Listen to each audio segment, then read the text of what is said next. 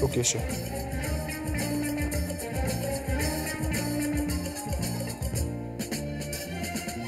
Senin ne işin var burada Çimengöz? Hiç. Geçiyordum, uğrayayım dedim. Yok artık, kuyruklu palavra. Hastanenin önünden geçiyordum. Uğrayayım dedim. Ayrıca da seni kan tutuyor. Tamam, ben dedeni merak ettim. Sağlığı nasıl diye sormaya geldim. Burada bir deden olmadığını biliyorum. Hadi bakalım Ayşem. Sen cevap ver şimdi. Bir yalan uydurdun, devamını getir. Dedem çok iyi. Daha da iyi olacak. Mutluyuz biz, yani dışarı çıkacak artık. Sorduğun için teşekkürler. Gidebilirsin.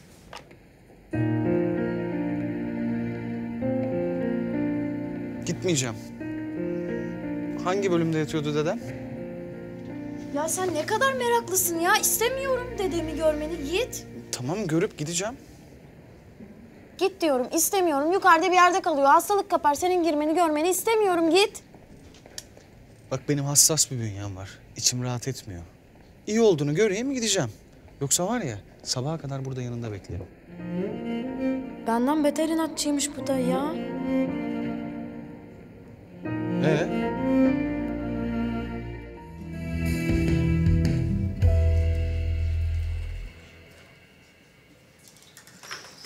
Burası işte.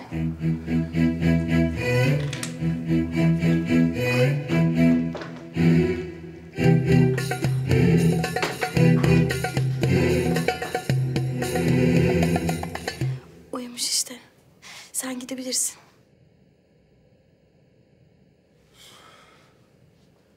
Ne oluyor? Dedeciğim, tanımadın mı beni? Yo, tanımadım.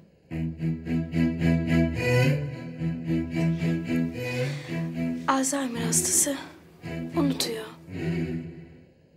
Ne Alzheimer'sı kızım? Ben kalp hastasıyım. Kimsiniz siz? Ah dedeciğim, Ayşem ben, Ayşem.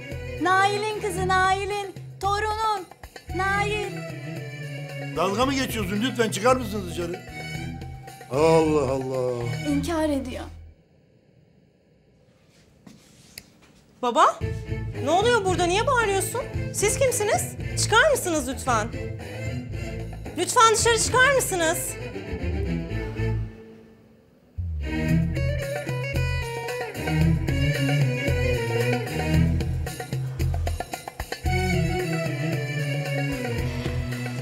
Geçmiş olsun.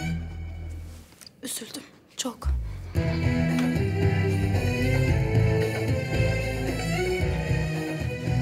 Kusura bakmayın, geçmiş olsun.